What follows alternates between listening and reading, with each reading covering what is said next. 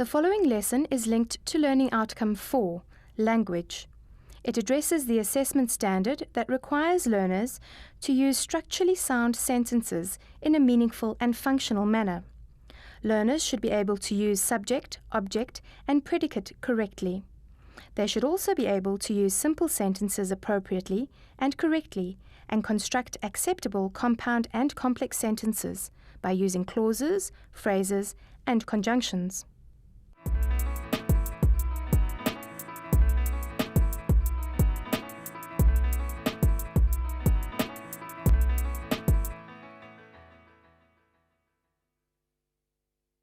Hello, welcome. I'm Nicola Shongwe. In this series of lessons, we're going to be looking at sentences. Now, words might be the building blocks of language, but when they stand on their own, they might not carry much meaning. If they're combined into sentences, then they provide meaningful communication. But what is a sentence? In this series of lessons, I want to show you how to combine words into sentences that are not only grammatically correct, but which also communicate in an interesting and lively way. By the end of this lesson, you will be able to define a sentence and identify the components of a simple sentence. Has your teacher ever told you that you must use full sentences or that your sentences are not complete? In this lesson, you will learn what is needed to make sentences complete. But why is it important for you to learn about what a sentence is?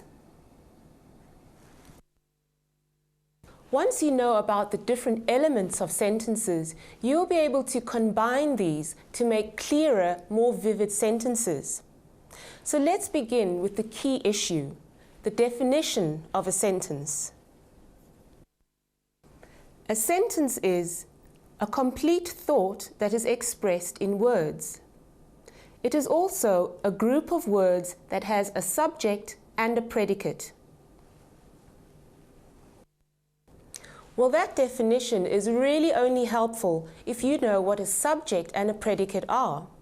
So before we go any further, let's recap on those concepts. What is a subject?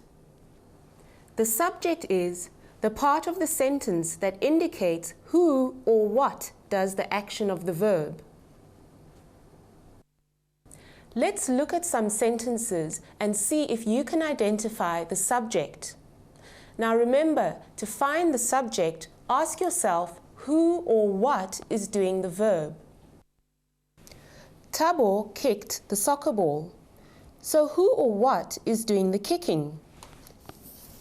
Thabo is. So Thabo is the subject.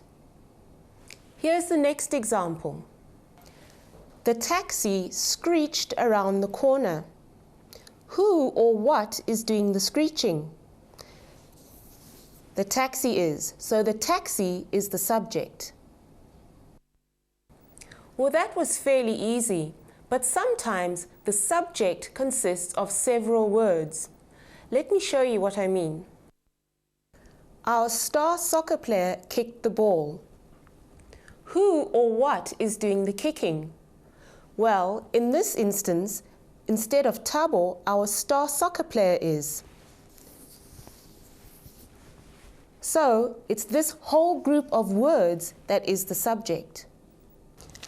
Here's another example. The shiny new car appeared around the corner.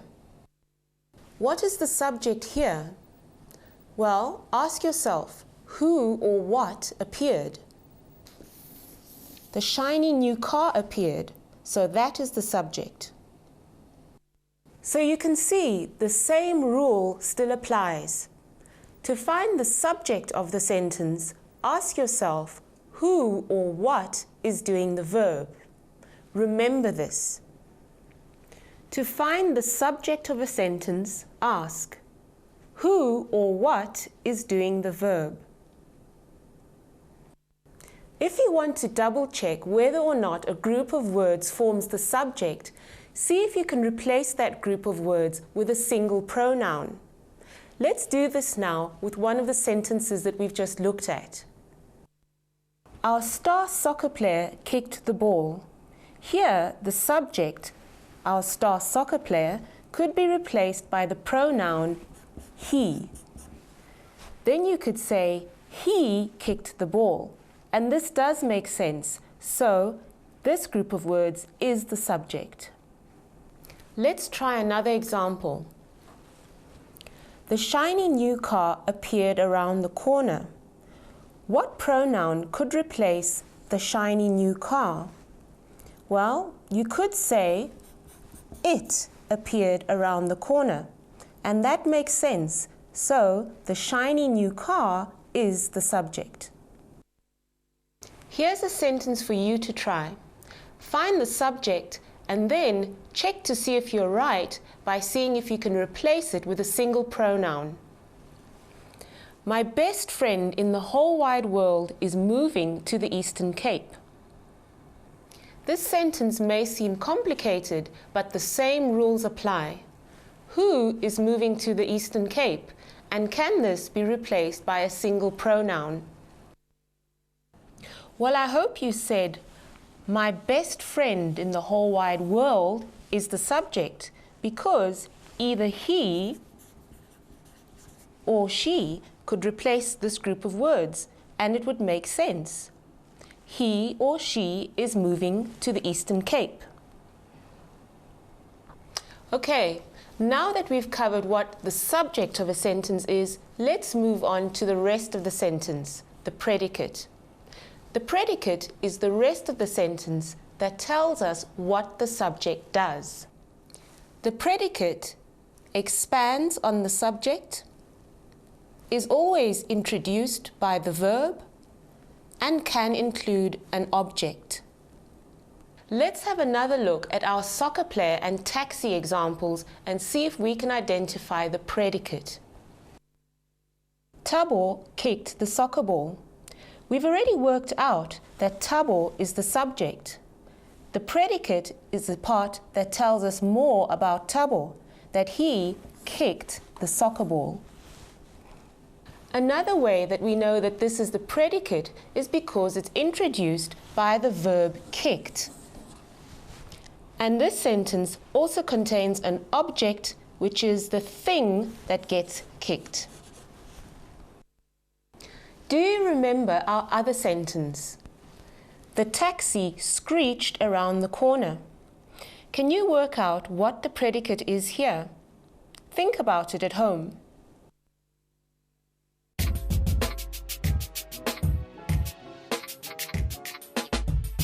So we've seen that a sentence must contain a complete thought. But how do we know when a thought is complete? Well, in some cases, a subject and a finite verb are enough to complete the thought.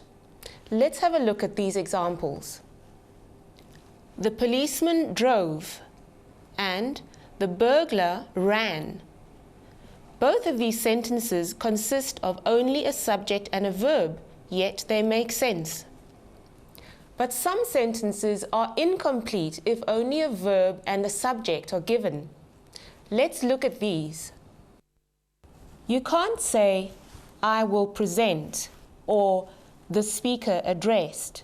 What's missing from these sentences? All of these sentences need an object to make the thought complete. The object is the part of the sentence that has the verb done to it. A verb must be done to something or someone. Here are the same sentences, and I will fill in some objects. I will present the awards. And then, for example, the speaker addressed the crowds. These sentences now convey complete thoughts. So, all sentences need a subject and a verb, and some verbs need an object. But what about sentences like these? The concert was fantastic. And my sister became nervous. These are sentences. They have subjects, the concert and my sister, and they have verbs, was and became. But what about these words?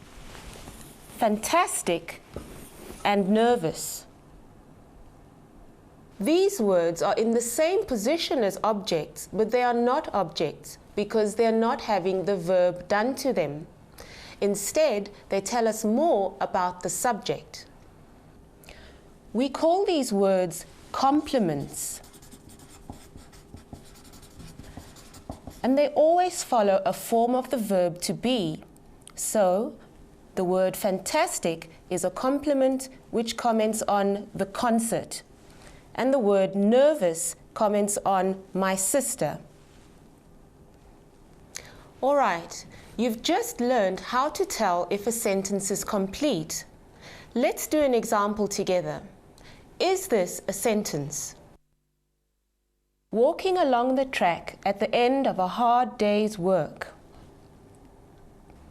Well, it starts with a capital letter and ends with a full stop, but does it meet the criteria of a sentence? Do you remember what these criteria are?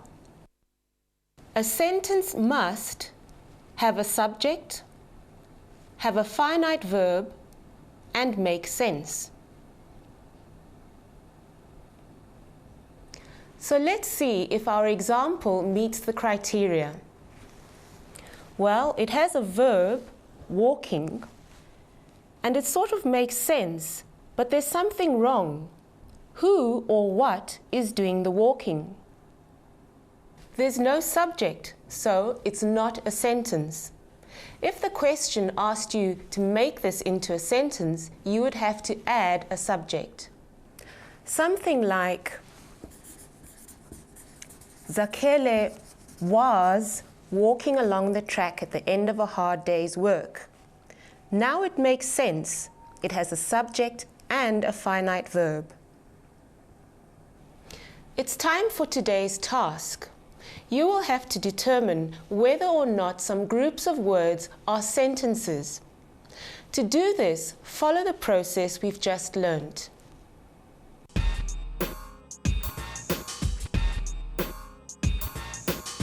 Here are some groups of words. For each group of words, state whether or not it is a sentence,